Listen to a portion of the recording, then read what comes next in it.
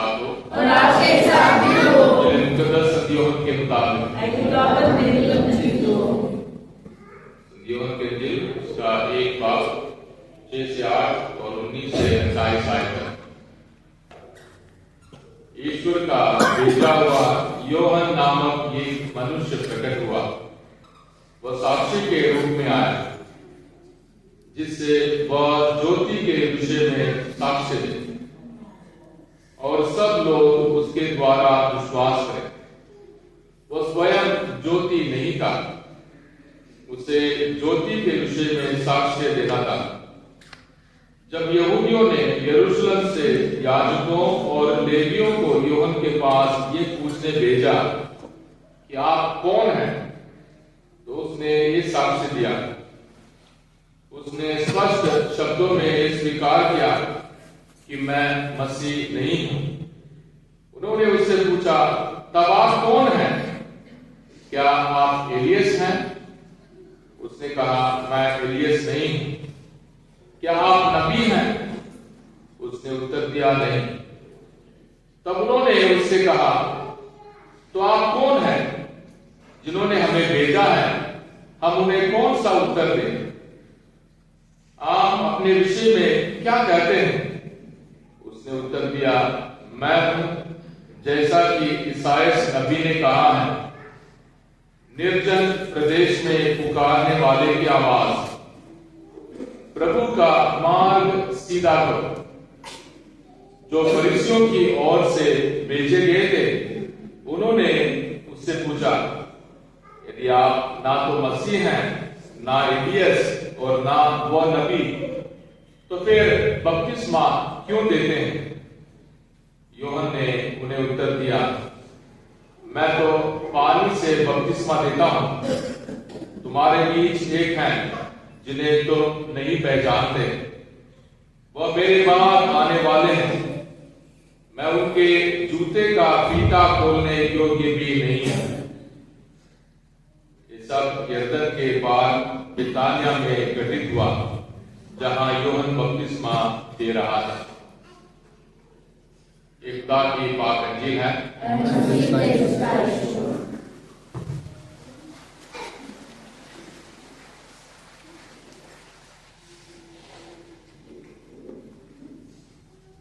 4 हफ्तों के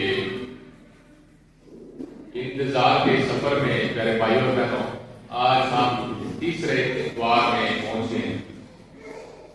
यानी बड़े दिन के लिए हमारे पास सिर्फ 1 हफ्ता है, 7 दिन है तैयारी के लिए। और हमने कितनी तैयारी कर ली, और घर को और चरनी को या अपने कपड़ों के लिए या बच्चों के लिए इंतजाम या कैरल सिंह के लिए इंतजाम, ये सब कुछ हमारे लिए एक बाहरूनी सजावट है। और हमने से हर कोई जानता है कि बड़े दिन की तैयारी में हमने रूहानी तौर पर क्या तैयारियां की हैं, या रूहानी तौर पर हमने कुछ भी नहीं किया, या रूहानी तौर पर हमारी तैयारियों पर हमने जोर नहीं दिया, या हम अभी भी सोच रहे हैं। पर खुदा का पाक कलाम सबों के लिए एक उम्मीद और प्यार और खुशी का सबक ले आता है। तीसरे द्वार को खुशी का एतवार कहते हैं, गौदेते संडे। यानी खुदा का पाक वचन हमारे हर दुख दर्द, हर एक परेशानी मुसीबत में भी, जितने भी हम बिजी हैं, जितने भी हम बड़े हैं, जितने भी हम अकड़े हैं, खुदा का पाक वचन हमें नरम बनाने के लिए हमें खुशी का पैगाम देता है। खुश हो जाओ, खुश हो जाओ, खुदा आने वाला है। और इसलिए नहीं आने वाला है कि पुराने हितनामे की भविष्यवाणी को पूरा करने के लिए, खुदा आज भी हमारे दिल में आना चाहता है। इस बड़े दिन के अवसर पर भी खुदा हमारे हृदय को नया और उम्मीद से भरपूर करना चाहता है। पर हम कितने तैयार हैं? जब तक हम अपने दिल को नहीं खोलेंगे, खुदा हमारे दिल में नहीं आ पाएगा, हमारे परिवारों के लिए जन्म नहीं ले पाएगा। आज का पहला पाठ ईसायाह नबी की किताब से है, जहां उम्मीद का, जहां तसल्ली का, सांत्वना दो हमने 2 हफ्तों से सुना है, उसी पाठ को आगे बढ़ा रहे हैं। प्रभु का आत्मा मुझ पर छाया रहता है। बहुत दफा हमने सुना लूकास के इंजील उसके 4 बाब में यीशु इसी बात को दोहराएंगे। हम सब खुदा के नाम पर बपतिस्मा के दौरान हम सब नबी, पुरोहित और राजा के तौर पर खुदा यीशु मसीह के उस इज्जत में, उस पहचान में और उस जिम्मेदारी में हम हिस्सेदार हैं। यानी यीशु मसीह के नाम पर हम सबों पर पवित्र आत्मा की ताकत हम सबों पर उतरी है। हम सब पवित्र आत्मा के मंदिर हैं। हमें यहाँ दिलाने के लिए कि प्रभु का आत्मा मुझ पर छाया रहता है कि उसने मेरा अभिषेक किया है। हम सबों की, आपने फादरों के ऑर्डिनेशन सेरेमनी देखा हो, डीकन का देखा हो, पर खुदा ने हम सबों को अभिषेक किया है बपतिस्मा के दौरान और पाक क्रिस्मा तेल से हम सबों को अभिषेक किया, हम सबों को मसा किया। इसलिए हम सबों को अपने इस आम बुलाहट को, खास बुलाहट को, जिम्मेदारी को हम सबों को याद दिलाता है पाक वचन। और हमारे दिलों में, हमारे घरों में, हमारे परिवारों में अभी भी बंदी हैं, दुखी हैं, कैदी हैं और हमारे बहुत सारी गुलामी है। सारी चीजों से हमें आजादी, उम्मीद का वरदान ये पाक वचन हम सबों को दिलाता है।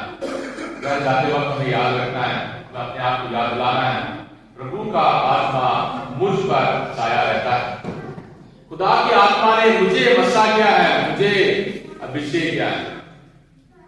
ये नहीं कोई ले हैंड प्रेयर नहीं है, ये कलीसिया के हुकूमत के बरकत को हमने हासिल किया है। इससे अपने आप को याद दिलाएं, प्रभु का आत्मा मुझ पर वास करता है।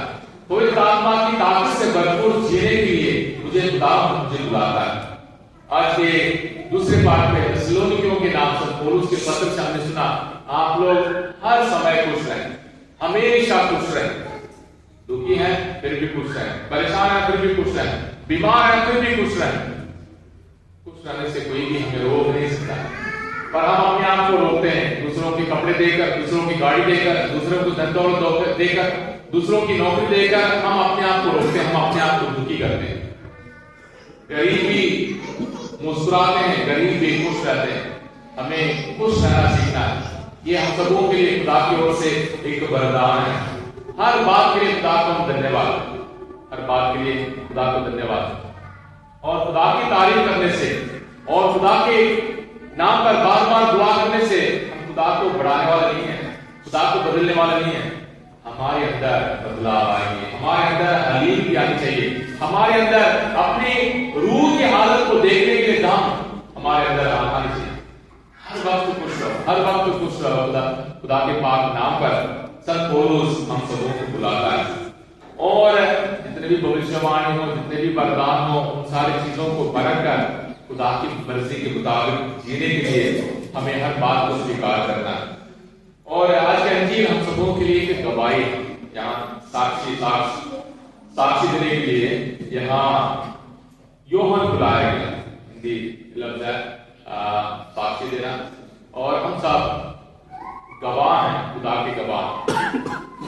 पाक सैक्रमेंट के जरिए हो, बपतिस्मा के जरिए हो, पाक वचन के जरिए हो, खुदा ने हम सबों को गवाही देने के लिए बुलाया। और योहन गवाही देता है, योहन गवाही देता है। योहन आगमन काल में प्यारे भाइयों और बहनों हमें तैयार करने के लिए योहन हम सबों को डराता है, पर हम खुदा के प्यार से भरपूर होकर जीना सीखें, खुदा की उम्मीद से भरपूर होकर जीना सीखें। आजकल बहुत सारे गवाही देते हैं, बहुत सारे गवाही देते हैं। यहाँ तक कब्रिस्तान में भी गवाही देते हैं, कब्रिस्तान में भी लोग खुदा की गवाही देते हैं। गवाही हर जगह, जनाबी भी गवाही देते हैं, सब कोई गवाही देते हैं, पर वो गवाही नहीं है। यार वो गवाही नहीं है। खुदा के नाम पर गवाही देने का मतलब बिल्कुल अलग है। योहन कहता है ना, मैं मसीह नहीं हूं, मैं मसीह नहीं हूं, मैं वो नबी नहीं हूं जिसके बारे में मूसा ने कहा था कि मैं एक नबी भेजूंगा। मैं नहीं हूं, मैं एलियस नहीं हूं, मैं एक आवाज हूं।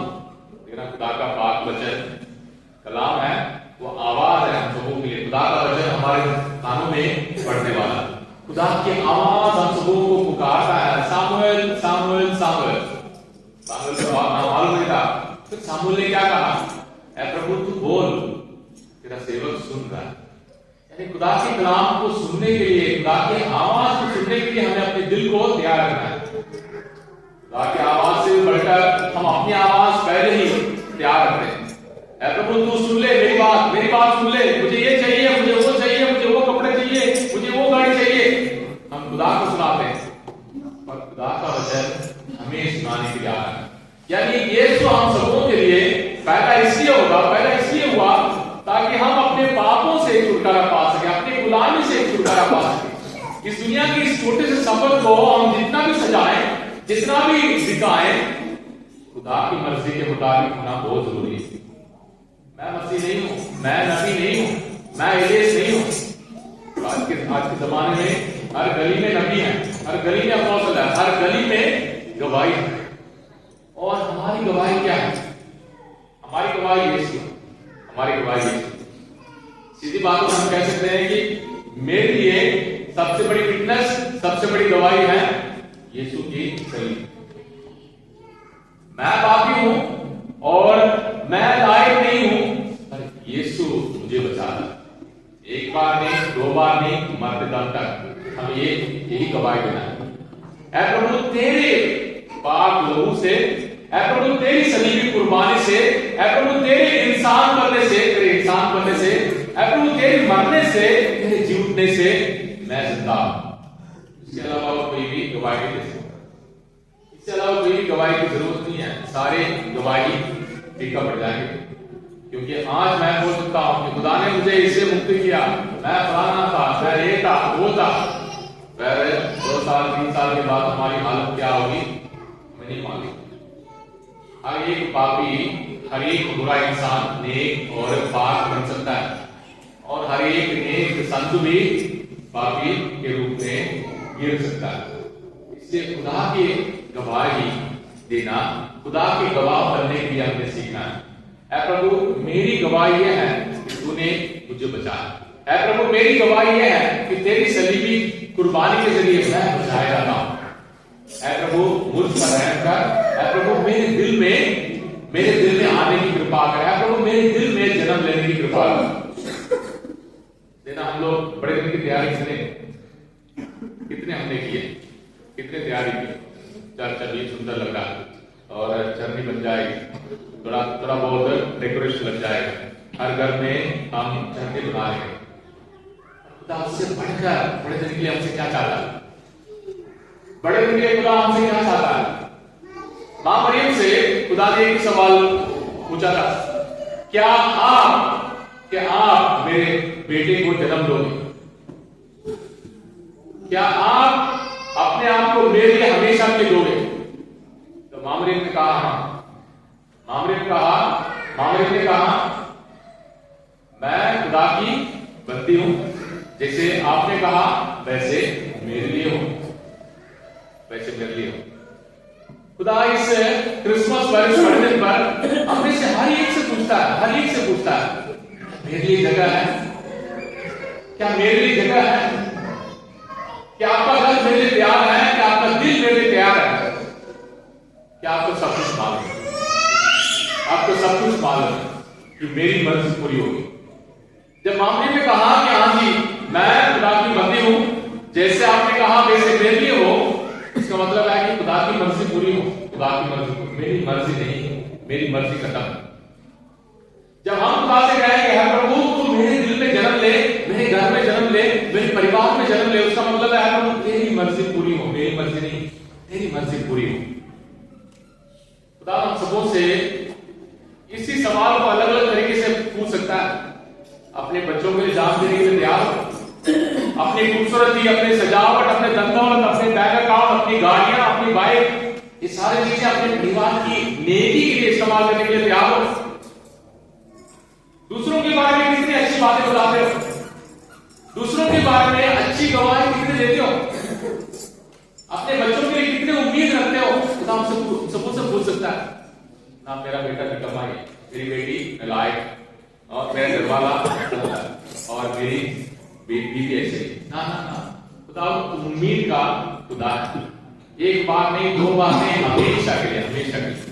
इसलिए हमारे लिए गवाही सलीब है, हमारे लिए यीशु ही हमेशा के लिए गवाह। हमारी गवाही बार बार हमें जिंदा करती है कि यीशु हम सबों को जगाता है, हम सबों को जिलाता है, हम सबों को दोबारा जन्म लेने के लिए मौका देता है। और यीशु की गवाही को हमने अपनी जिंदगी में हमेशा लागू करना है। पैसे की जरूरत नहीं है प्यारे भाइयों का, हमारे रोज की जरूरतों को खुदा किसी ना किसी तरीके से पूरी करेगा। पर प्रभु तेरी मर्जी पूरी हो, मेरी मर्जी और तेरी मर्जी इकट्ठे सलीब बनेंगे। पर प्रभु सलीब की कुर्बानी मुझे बचाने वाली कुर्बानी। प्रभु तेरा इंसान बनना हमारे लिए मरने के लिए, तेरा इंसान बनना हमारे लिए मरने के लिए, ताकि हम हमेशा के लिए जिंदा रहें। प्रभु तेरे इंसान बनने की ईद की तैयारी में हम भी अपने आप को तेरे लिए देने के लिए तैयार हैं। हमारे दिल को, हमारे घर को, हमारे परिवार को, हमारी ख्वाहिशों को, हमारे सपनों को, हमारी सजावट को, सब कुछ तेरे लिए, यीशु के लिए। सांता क्लॉज ने यीशु के लिए नहीं होगा, सब कुछ होगा, पर यीशु हमारे हर एक बात से गायब नहीं होनी चाहिए। अगर यीशु गायब है तो हमारे बढ़ाने का कोई मतलब नहीं है। अगर यीशु गायब है, मॉल में जा सकते हैं, जम्मू जा सकते हैं और बड़ी बड़ी जगह जा सकते हैं। यीशु गायब है तो हमारी गवाही भी बढ़ जाएगी। हमारी गवाही है यीशु का जन्म लेना, यीशु का इंसान बनना, यीशु का गरीब हालत में पैदा होना, यीशु का जर्नी में हमारे लिए देखना हम सबों को बचाने वाली कुर्बानी है, हम सबों को बचाने वाली उम्मीद देने वाली जिंदगी। इसलिए आज हम सबसे पहले ये पूछें कि पवित्र आत्मा, प्रभु का आत्मा मुझ पर छाया रहता है, मुझे अभिषेक किया, मुझे मसा किया, मुझे हर वक्त खुश रहना है, हर रोज खुश रहना, आज घर जाकर भी खुश रहना, जितने भी बिजी हो खुश रहना, खुदा के नाम पर खुदा को धन्यवाद देना। और यूहन्ना के समान अपनी कमेंट की बात नहीं है। हम कितने बार बोलते हैं मैं करूंगा, सब कुछ मेरा है, वो हो जाएगा, ये हो जाएगा, मैंने वो किया है। खुदा हम सबों को यूहन्ना के समान हलीफ बनने के लिए बुलाता है, ताकि हमारी मर्जी नहीं, खुदा की मर्जी पूरी हो। मां मीर ने कहा, हाँ जी मैं तैयार हूं, मैं बंदी हूं, खुदा की सेविका हूं और खुदा की सेवा में मैं तैयार हूं हमेशा के लिए। एक बार फरिश्ता आया और बाकी सारे सलीब। एक बार पवित्र आत्मा आया और जिंदगी भर उसकी सलीबी कुर्बानी।